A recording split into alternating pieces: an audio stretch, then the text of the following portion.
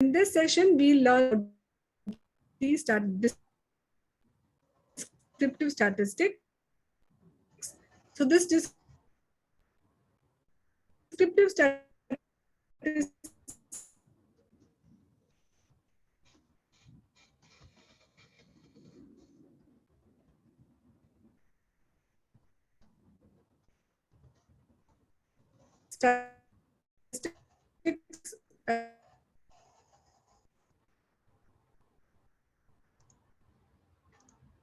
and no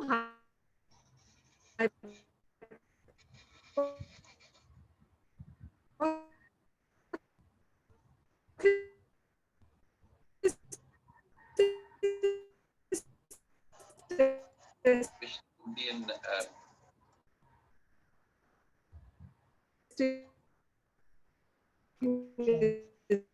yeah.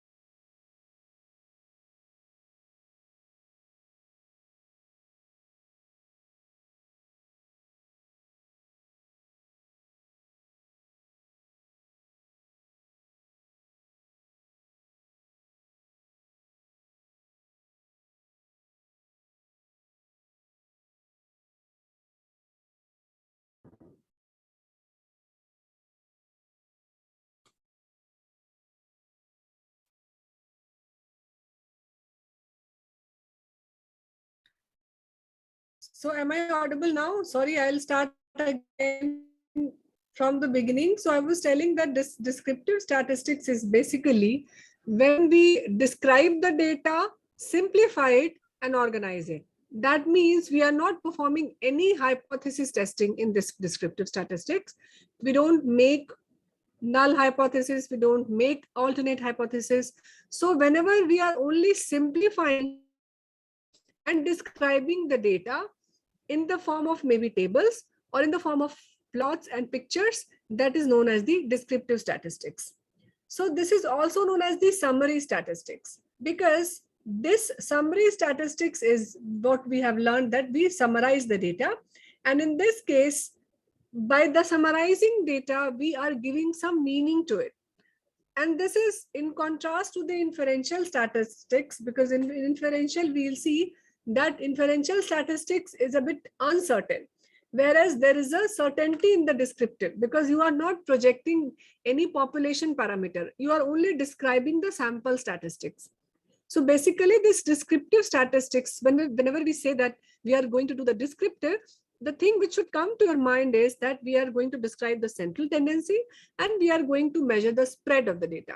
So there are two key words in this: central tendency and the spread of the data.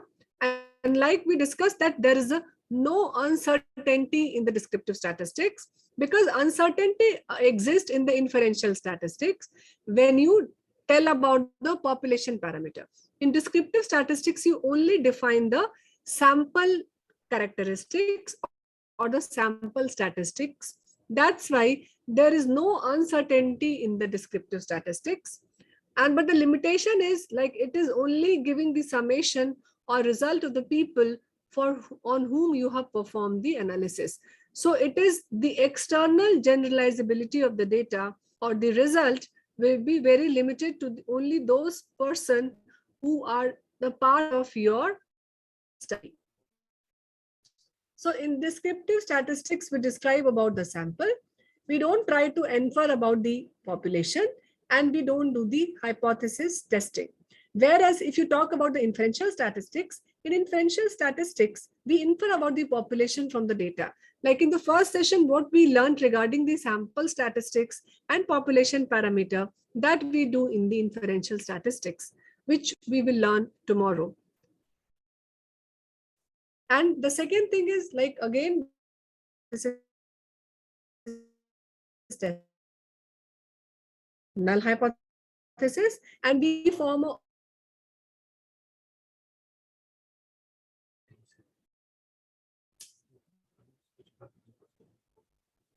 So am I audible now? Can you hear me? Because there was some issue with the voice, so I have switched off the camera. Yeah, now it's audible, ma'am. Okay, thank you. So this hypothesis testing, there are two type of hypothesis, null hypothesis and alternate hypothesis. And in case of inferential statistics, we make both these two hypotheses, and we either accept null hypothesis or we reject null hypothesis and accept the alternate hypothesis. So that is the inferential statistics. The strength of inferential statistics is that population estimates can be obtained, because basically by taking the standard error and giving the confidence interval, we are projecting the population estimate. And this is the strength of the inferential statistics, because then external generalizability of your research will be much more than the descriptive statistics. But the limitation is, again, there is an element of uncertainty, because you always express your result in the form of a confidence interval, and you are only 95% certain that the values of that population will lie in between those two values of the confidence interval. So that's the limitation with the inferential statistics. So in inferential statistics, although we describe about the sample, but we try to infer about the population, and we definitely do the hypothesis testing in the form of formation of a null hypothesis and an alternate hypothesis. So in descriptive statistics, like we said, that there are two key terms, that is the central tendency and the measure of spread. And again, we make a frequency table. And again, the central tendency is measured by the mean, median, and mode, which we'll see. And the variability, it has got the other values, like it has got a range, and then there is a standard deviation, and then there is a variance. So this frequency distribution, let's first talk about the frequency distribution. So for what type of variable we make frequency distribution? So if the variable is categorical in nature, like in the first session, we learned about the types of variable. We saw that what is a categorical variable, what is a continuous variable. So a nominal and an ordinal variable constitutes a categorical variable. So for all type of categorical variable, we make frequency distribution. And this frequency distribution table, you can have some class interval also. Like you can have some, you again convert this age category or the continuous variable also in the categorical variable.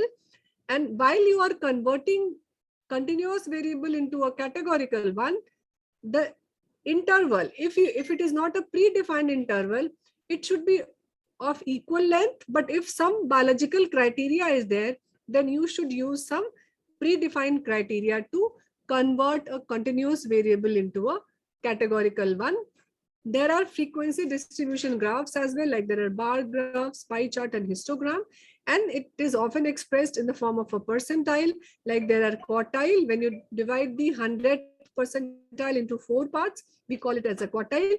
When we divide 100 percentile into 5 equal part, we call it as a quintile. That means each 20th percentile is a 1 quintile. When we divide this 100 percentage into 10 equal parts, then each 10 parts is known as the decile. So these are the concept of percentile. Now the second measure is of a central tendency. So we measure the central tendency of a data by its measuring the mean. When the data distribution is normal, that means when the variable which you have chosen, it is of normal distribution, and we learn about this, what is the criteria for this normal distribution subsequently. Then we calculate the mean. So mean is the preferred measure of central tendency if the data is normally distributed. If the data is skewed in nature, that skew can be right skew or left skew, which we measure through skewness. That is, in that case, we report median. So median is the preferred way of reporting when the data is skew in nature, and mode is the greatest frequency which is occurring, that is the mode. So in this example, you can see this is a data set of 10 individual and various levels of cholesterol are there. So if you want to calculate mean of these 10 individual, you will measure the sum of all these divided by 10. So that will be the mean. If you have to calculate the median, you will arrange this data in the form of ascending value. And then, like I have arranged this, like starting from 140 to 225, and then the median value. In this case, if it is even in number, then you take the average of middle two values. In this case, you can see that average of 180 and 200, it will be the median. And if it is odd in number, then it will be the central value, which is the median. And mode is the most frequently occurring. So in this case, you can see 220 has appeared twice. That's the mode. That's why the mode of the data is 220. But you don't need to worry, because this is just an example which we are showing. In all statistical software, this is calculated by the software. So you only need to write and interpret it.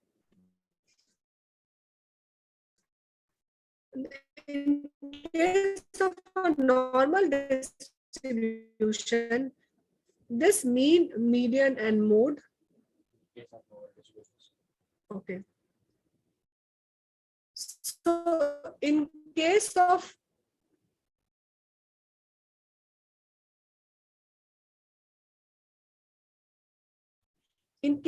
normal distribution,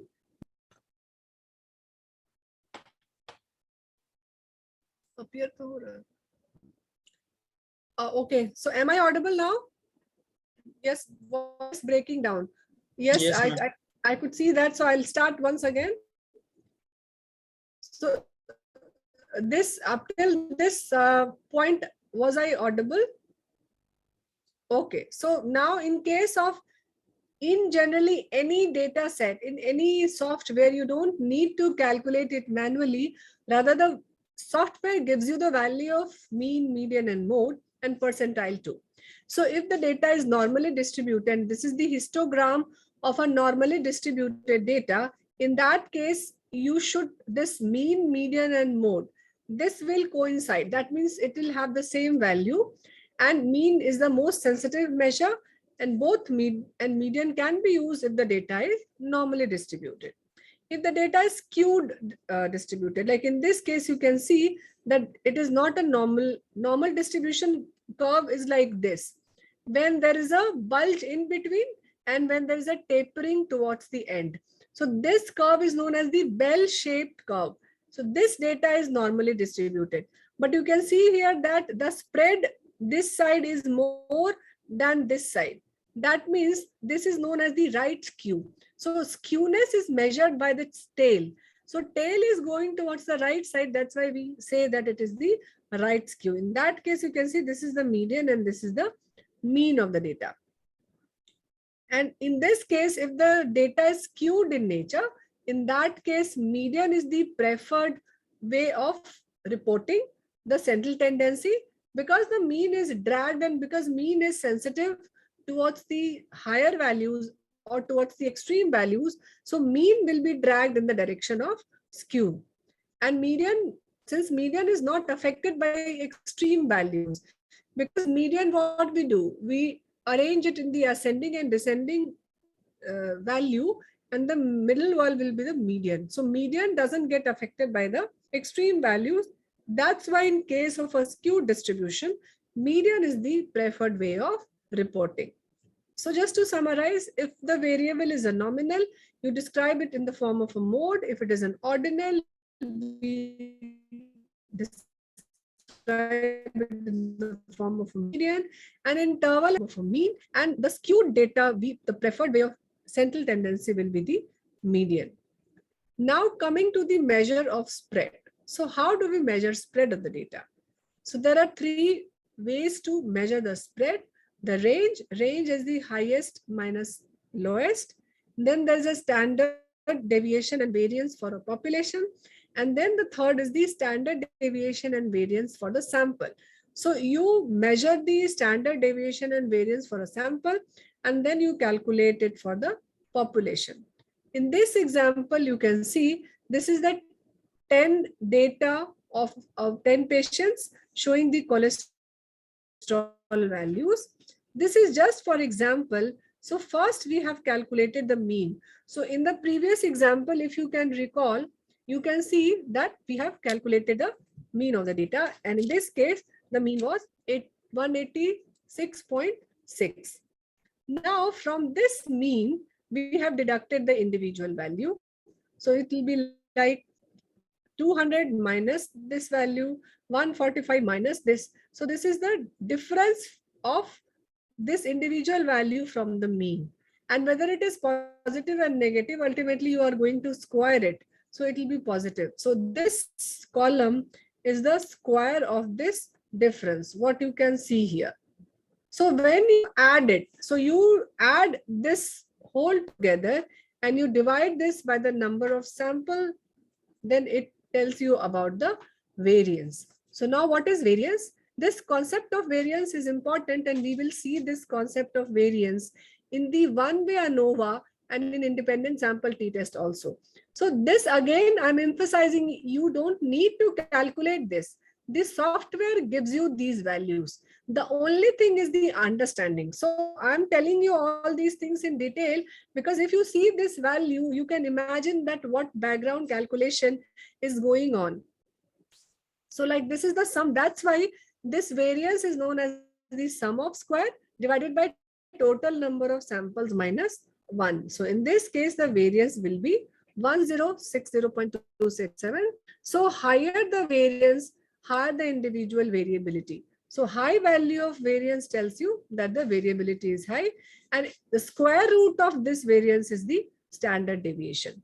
So ultimately standard deviation square is the variance, or square root of standard deviation is the square root of variance is the standard deviation. If you have to calculate the standard error, then this sigma is the standard deviation of the sample. So sigma divided by under root n. So this n is the sample size. So the standard error of this population, the 10% will be 32.56 divided by 3.16, which is the 10, it will be 10.30. So this is the standard error. And you know that we calculate the 95% confidence interval with a mean value plus minus 2 standard error. That's how we calculate the confidence interval. So this is the background calculation which goes in the software when you see the values like 95% confidence interval or the standard error or the standard deviation. So all these things you will get it automatically calculated in the output.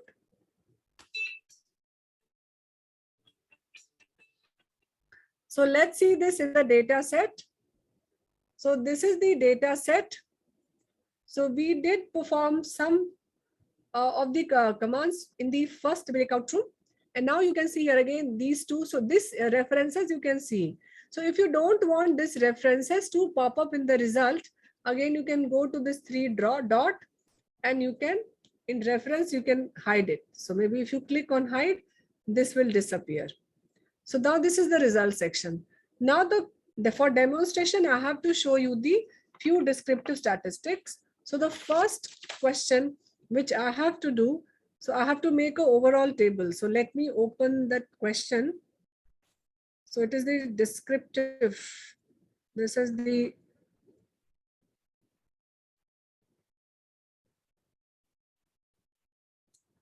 this is taking some time. So I have to make an overall. So now can you see there is this overall, there is a red, I have colored it with red. So I'll show you how, what difference can have it across the group and overall. So this gender, you can see I have to make a frequency table for this gender, age group, smoking status, socioeconomic status, comorbidities and comorbidities group and admission. So these are the 7 variables. So what I'll do, I'll go back to this data set. So this is the data. And this is the option. If you see this analysis, for all descriptive, we will use this option of exploration. You can see there is a bar. So that means that it is like describing or exploring. So you click and then you can see there is a descriptive.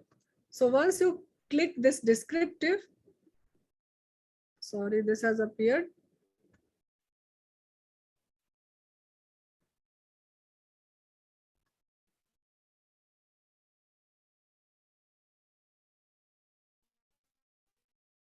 This has like, so this was the one. And in this case, we will, so once you open this, this appears. So what you do, you have to click on this, then this window will appear. So now I don't want any of these because I want frequency table. By default, it gets checked. So what I do, I will uncheck this. I don't want dispersion or mean or median now. So I have unchecked this. So now this will disappear. So you can see the moment I am clicking this, this all is disappearing. So that's how we call it as a dynamic table or the dynamic output. So now I have to shift the variable. So you have to maybe the gender, socioeconomic status. The next was maybe the you can the total number of comorbidities, like 1, 2, and 3. And then you can have one more. These are all continuous. So maybe the outcome, like how many got discharged and how many died. You can have like maybe how many of them were having diabetes. So these you can enter in this case. So these are all categorical. So all categorical and ordinal variable you can enter here. And then you can see there is an option here, frequency table. So you can click on this frequency table. If you click, then you can see it comes as an individual table. So there is a frequency of gender. You can see total number of patients, the percentage and the cumulative percent. Here again, you can see the frequencies of this. This is the levels of the comorbidity, number of comorbidities, like number of person having 0 comorbidity, 1, 2, and 3, and 6. This is the frequency of outcome like discharge and diet. And this is the frequency of diabetes mellitus. So this is the frequency table. And by clicking this frequency table, you can have this frequency. Now, if I want to have this frequency across any category, so I may shift this again. And if I want this across any outcome, so I'll click this and I'll split this. So in this case, you will see that the previous analysis, it got disappeared. So in that case, you can see that this is the outcome like female and male, discharge and death. Similarly, this is the morbidity. In this case also, you can see the number of morbidity across. And in this case, you can take the number of morbidity, like I think I have taken the total number. This you can take here, like maybe I will increase here. Enter. In that case, you can see it. Morbidity, like what I have classified, like no comorbidity 1 to 2 and the more than 2. So this is again so this is a frequency table against this outcome, and outcome is the discharge or death.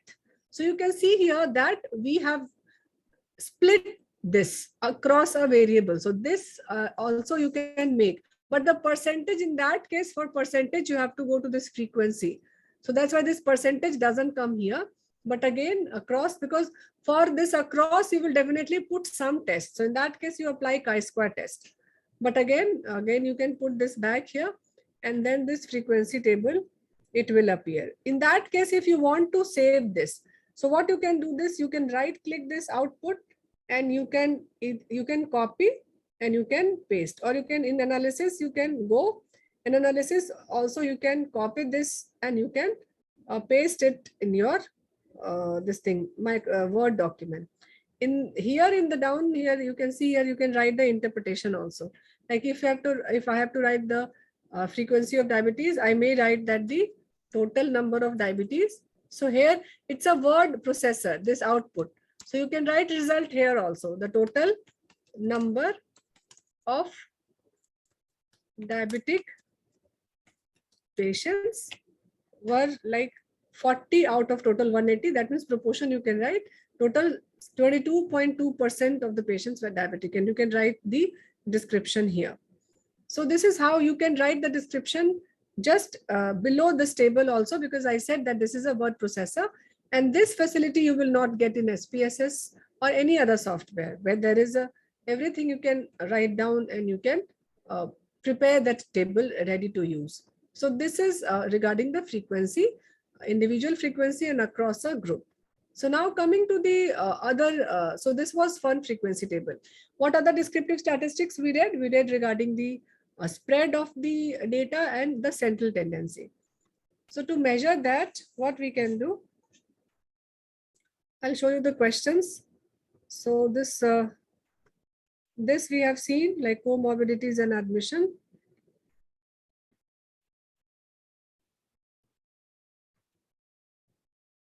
And then this is the template. So you can see that male and female count and percentages. This is the dummy table and you can write interpretation, maybe the category you can see and you can write interpretation. You can directly, that's why if you label the variable well, you can directly use the table of JAMOVI. This is maybe smoking status, socioeconomic status, diabetes, hypertension. This is a club table where all the this thing is together, all the comorbidities. So this table you have to construct it separately because the frequency table, it doesn't give you the frequency table together. It gives you for the individual variable. Again, the comorbidities, the status of admission, etc. Now coming to the question of descriptive, that is the second one. I'll go down and I'll show you this is again this across the group.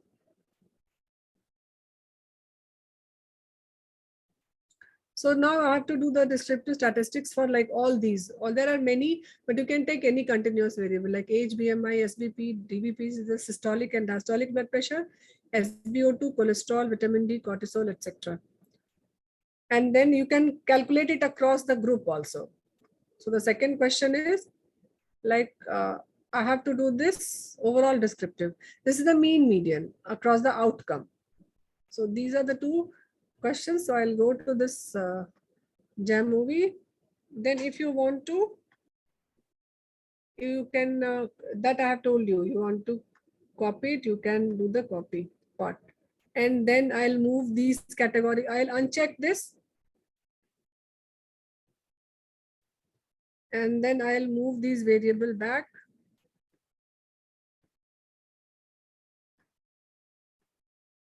In that case, now I want all these categorical variable. So I'll move this age. And then maybe that BMI score, mean BMI, systolic blood pressure, diastolic blood pressure, SpO2, cholesterol, vitamin D. So all these variables you can take. So I'm just, for example, I'm taking this, then you need mean. So I'm not checking the normality. In that case, you can check the normality. So how do we check the normality, whether the data is normally distributed or not? Because in case of a normal distribution, you will report both mean and median. In case of a skewed data, you will report the this thing, median. So for that, you go to the plot. So I'll go to the plot and then you can see there are various options. So there is a histogram, there's a density plot, there's a box plot, and there's a violin plot, and there is a bar plot. So bar plot and there's a QQ plot. So for testing the normality, we generally most commonly use a QQ plot, and that's a subjective way of assessing the normality. And in this case, if you see here, this normality, can you see this? There is an option here known as the Shapiro-Wilk, this Shapiro-Wilk normality test. This gives you an objective way of assessing the normality. So the value of Shapiro-Wilk, we will see the statistics. If the value of Shapiro-Wilk p-value is more than 0.05, then we say that the data is normally distributed. That means p-value, we don't want p-value to be significant here because null hypothesis in case of a Shapiro-Wilk states that the data is normally distributed. That's why we want to accept the null hypothesis, and that's why we say that the p-value should be more than 0.05. So in that case, what we'll see how to do that. So normality, this Shapiro-Wilk test is normally done when the sample size is less than 50. So in this case, since sample size is 180, it is preferable that you do the QQ plot. So for QQ plot, you can click this QQ plot and you can check this. You can check the histogram also along with the density plot, because histogram also tells you regarding the shape of the histogram tells whether the data is normally distributed or not. So you can have more than one way for checking the normality, but generally most commonly we do the histogram, this QQ plot. So it takes some time. So you can see the histogram of age. So it appears to be normally distributed because it is almost a bell-shaped curve. And then if you see this QQ plot, so this QQ plot, you will see these black dots. So if these black dots are along this diagonal line, that means that the data is normally distributed. So we can say that the age is in normal distribution. Coming to the BMI score, you can see this is again a bit normal. There is a slight skew towards the right. And you can see the again, most of the data point is across this diagonal line. You can see this SBP, systolic blood pressure. This also, most of the line is across this diagonal line, most of the point. This is like a normal distribution. This is again diastolic blood pressure, like a normal distribution. And this, definitely this SpO2 is not normally distributed. This shape, it tells that it is towards the left skew because the data, it's going, it's the tail is going. And similarly, you can say that the QQ plot, the data points are not across this line. So this is not normally distributed. So you need to make a separate table for the variable which are not normally distributed, because in that case you need to report for the median and interquartile range. And then this cholesterol also, you will see that this is not normally distributed. And then this vitamin D is again not normally distributed. So there are some variables which are not normally distributed, like this vitamin D and this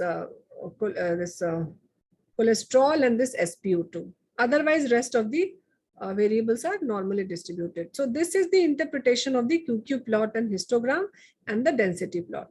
Now coming to the this value, now you will click the mean, median, maybe the mode, and this is the percentile. So this tells you the 25th, 75th, 50th and 75th percentile.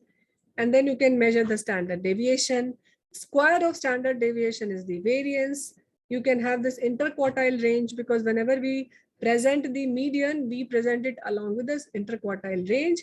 If you wish, you can measure the skewness and kurtosis also. This also tells you regarding the distribution. If the value of the skewness and kurtosis is more than 1, then we call it that the data is not normally distributed. So this, if you come up, you can see there's a table where you will see all the variables, because it appears in the way it has been written here. So because this plot option is at the bottom, so this diagram is later and this table will be the first. So this is like mean, age, BMI score, SBP. If you want to change the output, you can do this, like I can change this variable across rows. So you can do like this, and then you can see like these are the variables. This is the mean, median, mode, standard deviation, variance and the interquartile range. And this is maybe the percentile. So obviously this 50th percentile and this median, it will be the same, because median is basically the 50th percentile. So this is how, this is the descriptive table, and you can directly import and copy paste this table and write the interpretation. So this is how we perform the descriptive statistics for this variance and central tendency.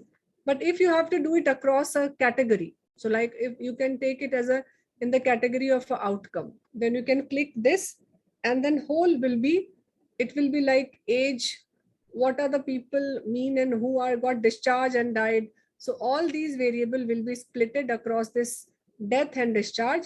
And similarly, all QQ plot and histogram, you can see now the 2 QQ plot and 2 histogram, it got split into 2. So you can see here that this will appear. And this is how you can report the result of the descriptive. So I will again revise the steps. You have to first go for this frequency table. So you shift the categorical variable, click on frequency table. And then once you have clicked on the frequency table, then for all continuous variable, first check with the QQ plot and histogram and density plot. If the data is normally distributed, then go for reporting of the mean and mean, median, mode. In case of a normal data, you can report everything. But if the data is skewed, in that case, mean, it's not the preferred way. So you should report the median and the interquartile range, and other thing will be there. And then there is one test of normality, which is the Shapiro-Wilk test, but this is an objective way. And in this case, if the value of this Shapiro-Wilk is more than 0.05, then we say that the data is normally distributed. But this is applicable for only sample size less than 50. In this scenario, sample size is more than 50. That's why I have not clicked this. But if you check this, you will see that there is a table which appears for this Shapiro-Wilk also.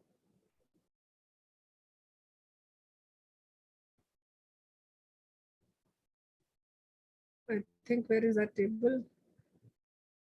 Oh, I think it is not getting refreshed. That's why it is not appearing maybe. And why the Shapiro-Wilk value is not coming? Let me check. Really, should I, maybe it may have got, just a sec. Oh yes, it is. So here you can see in the same table it has appeared. This W and P. So this is the Shapiro-Wilk statistics W, and this is the P value. So you will see here the value which is more than 0.05, like this one, this, all these are, it will say that it is normally distributed. But again, I said that in this case, we will not use this value. I've just shown you, but in case that your sample size is less than 50 or up till 50, then you should give the value of these two statistics as well, the value of Shapiro-Wilk statistics as well as the P value. So if it is okay, then we may go to the breakout room and we will do this analysis on the demo, this assignment sheet which has been shared with you people. So you please make this QQ plot also, and just a sec, before I go for this, let me show you the box plot also. I have not shown you that. Maybe we may see that during the independent sample t-test also, but let me show. So like this is one option of box plot. Box plot tells you regarding the outlier. So if you click this, you can see that there will be box plot along with this. I may uncheck this because then there will be only box plot. All this will disappear. So this is the box plot. Again, you can see. So the values which you can see here, these are the outliers. So on box plot, the dots which you can see, these are the outliers. This again, there is a one outlier here. One outlier in this case, in case of a systolic blood pressure. So what is the outlier? Abnormally high value or abnormally low value is known as the outlier, which is more than 1.5 box length from this margin of the box plot. This box plot tells you, again, this thick line, it gives you the median. These two peripheral line gives you the interquartile range, this whole length. That means this is the Q1 and this is the Q3. And this tail, which is a whisker, which is known as the whisker. So this is box plot, is also known as the box and whisker plot. So this tail, the length of this tail gives you the values, the extreme values which are there. So this dot, that means this is more than 1.5 box length. That's why this is appearing here. So this is how you can interpret. But in the case of box plot, in case of SPSS, you will get the serial number here. So you will come to know like which ID of the patient is showing the extreme values. But in case of a JAMOVI, this option is not available currently in the solid version. In the current version, this option is here, and it will come maybe after a month in this solid version also. So to removal, if you want to remove this outlier, what you can do, you can see the values. So like this is the more than 25. In this case, you can see this is 25, 30, maybe 25 to 50. So I can take it like as a maybe 30 or something. And then you can, not even 30, it will be somewhere between the, I think 40. So you can take values more than 40. And this is the vitamin D one. So you can go to the data and you can see here the vitamin D value. So you can apply a filter and you can see which are the values which are more than the this 35, or you can remove that value if you wish to remove that. But generally, if the data point is not, like you can see there are only 3, 5, and 10 outliers are here. So you may take a call to include those outliers. In that case, it is not needed, and you can include these outliers in the analysis. So this is the interpretation of the box plot. And then you can plot the bar also. You can see there are other options. There is an option of this violin plot. But I'm not telling you those details because you will get confused. Generally, we plot the histogram, density, QQ plot, and box plot. That's it. So that's why I'm unchecking all this. So I think if it is clear, any query, if I can, if that is there, otherwise we will go to the breakout room. Ma'am, can you explain the box plot again? That outlier, just can you explain? Yes. Yeah, outlier part in the last box plot, last one. Okay, last one. So this is the last box plot. Yeah. In this case, you can see these are the numbers of, you can see here, these are the numbers of outlier in this case. Okay, ma'am. Now, how do we define outlier? Any data point which is more than 1.5 box length from the edge of this line, it is defined as the outlier. And this outlier, so there will be like 4 and 4, 8, 9 outliers in this case. And this box plot, generally this middle line is for the median, and this whole length, I mean this breadth of the box plot, it tells you regarding the interquartile range.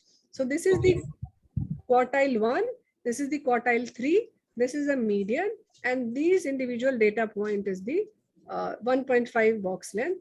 And this whisker, this is the length of the whisker. It tells you this, tells you the other data point which are lying here.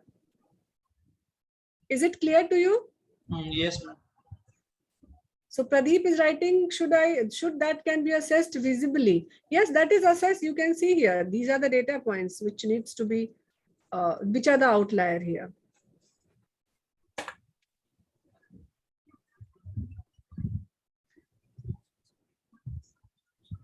Any other query? And in this, I was about to tell you one more command which I forgot. Maybe I'll repeat that once everybody comes. Like if you want to save this here, like because once you uncheck this whole analysis disappears. So in that case, you can go to this analyze and go to this all analysis, and then you duplicate this. If you duplicate this everything will be there in, saved. This gray, light gray. This light gray means this is the all analysis which you have, it is the in inactive state. And this again, now this will be the active one. So if you like uncheck all this, maybe I have unchecked all this, maybe box plot, then this will disappear. But this section, this will be there, the upper one. So you can duplicate the result so that this doesn't get lost, because you are performing the analysis and you are unchecking also, like in case of frequency table. In this case, if you have to again make the frequency table, you can shift these variable back, and then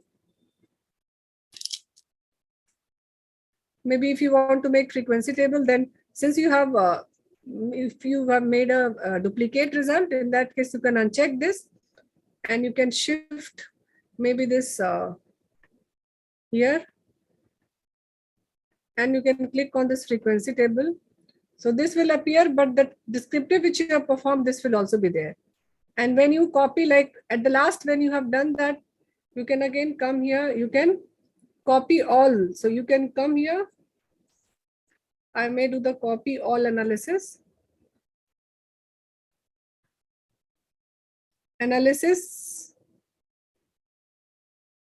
So I may write all and then copy. So if you click all and copy, everything will be copied and it will get pasted. So you can duplicate the your analysis. So those of you who have completed, you may leave the session, because we are waiting for the others, because there's nothing new thing which we are going to cover. So you can, if you wish,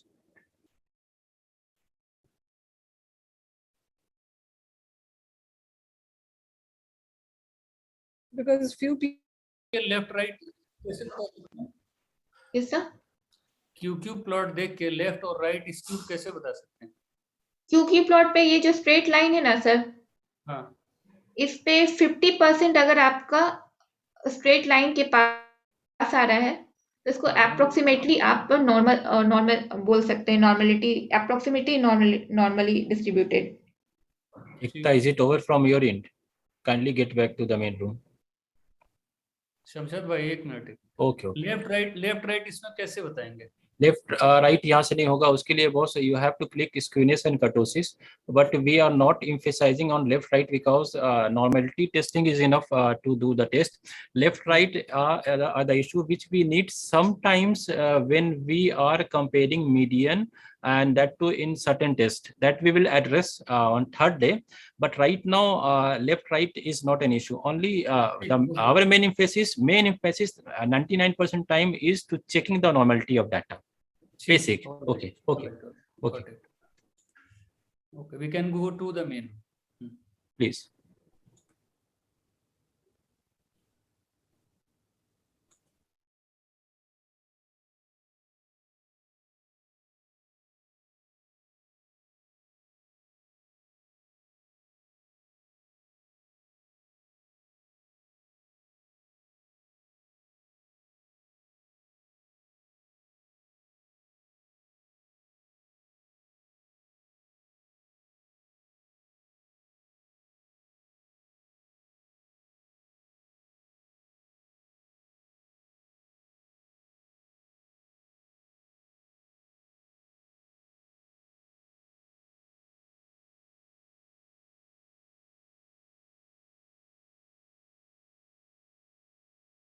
So what about tomorrow session? Because tomorrow is a holiday and I think by mistake, it was a mistake from our end.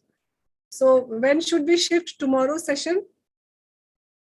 We can shift it to Saturday or Friday. Friday second half or Saturday first half, 10 to 1. We can poll right now and we can decide. Yeah, Saturday 10 to 1, ma'am. Lalan is saying for Saturday. What about other 10 people? to. Damodaran, Manisha, Santosh. Pradeep is writing Saturday after 11:30. No, we will have to start at 10. Damodaran is saying Friday. Manisha is saying Saturday. So how to decide that? We may send you a Zoom poll and we'll decide. Take the mean, ma'am. Mean and Pragya is writing Friday. So I think more number of people are for Saturday, which I can see now. Maybe it may be a bias because everyone has not responded. So should we keep it on Saturday, 10 to 1? Yes, ma'am. Okay, then probably let's keep it on Saturday. Manisha is also fine. I think most of the participants are fine for Saturday. So the day 3 session, we'll keep it on Saturday. Okay, so day after tomorrow again at the same time on Wednesday, 2 to 5. So see you guys then. Okay, good day to all of you. Yeah, You will get thank the you. recorded session, the videos as well as the PPT, maybe by on the website tomorrow, maybe by 9, by 5 p.m. Okay, so now Dr. Shamshad is very quick. By 5 p.m. 5 to ho gaya. Almost. I think we. Shreyas, you have. Okay, the previous. Schedule. Okay. Previous one. Previous one. Okay, so we have got the previous session video, so we'll share that.